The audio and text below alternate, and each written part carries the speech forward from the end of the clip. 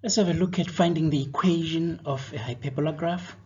For all equations, really, it's important to know where to start, and the standard form of an equation of that particular graph is always useful in having it as a building block for your equation. So let's go. Determine the equation of the following graphs and also write the equations of the axis of symmetry for each. Now remember, hyperbola graph has axis of symmetry, one with a positive gradient and one with a negative gradient. Here we're given a basic graph. No shifting do we notice on the graph. So the graph is still sitting at this original position. That means its horizontal asymptote is sitting on the x-axis, its vertical asymptote is sitting on the y-axis. And we've been given a point on the graph, which is great. So our standard form, y is equal to a over x plus q. The other thing you could do is, for those graphs that have not shifted in a hyperbola, you could just use y is equal to a over x, because the value of q is 0. So it still works perfectly. But anyway, even if you use the full standard form in grade 10, that would still be perfectly fine. Two things are important that we need to find is the a and the q. If we can find those two, we've done our job. We've got a full equation of the graph, because the x and the y will always be there. We've got a point 2 and 4, so we substitute the coordinates of that point. So we substitute the x as 2, substitute the y as 4, and then multiply both sides by 2. That gives us an a. That means we've got our a. Remember, our q is 0, so the equation is just y is equal to 8 over x. Done. Okay, pretty easy. Axis of symmetry. Remember, your axis of symmetry will shift together with the graph if the graph shifts. Right now, our graph isn't shifted. That means the positive gradient axis of symmetry is still y is equal to x.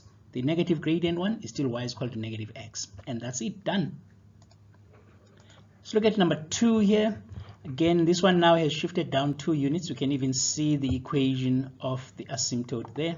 We're given a point as well with coordinates 1 and negative 6.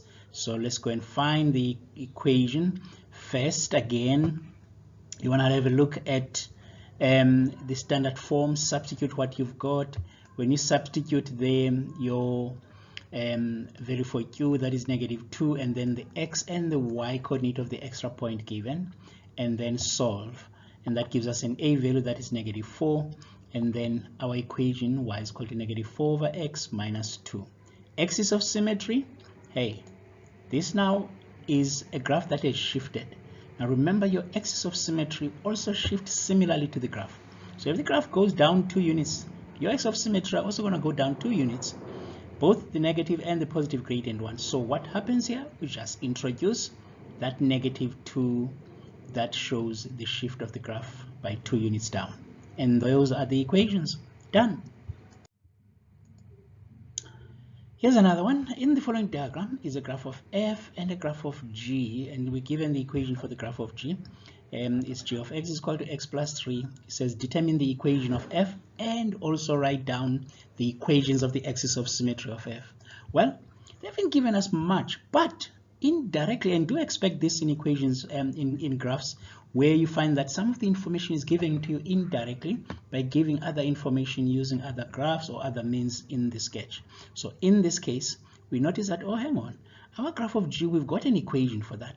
That means we can easily, from the equation of g, determine what that x-intercept is and also what that y-intercept is.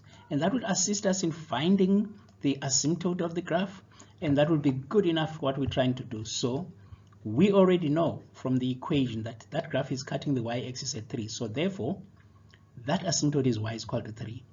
And secondly, we can then figure out that, oh, based on that y-intercept, we can use our equation of the straight line to work out the x-intercept of that straight line. And point A, which is the x-intercept, has the points negative 3 and 0. That makes it easy now. We've got a point that we can substitute. X is negative 3, y is 0. Solve for A. And that just takes us to A is equal to 9. Okay? And therefore our equation, y is equal to 9 over x plus 3. What about the axis of symmetry? Well, that's easy. Our graph has shifted 3 units up. So that means our axis of symmetry as well are going to shift 3 units up. And the one with the positive gradient and one with the negative gradient, they just have positive 3 being added to it. And that's easy, straightforward. Okay?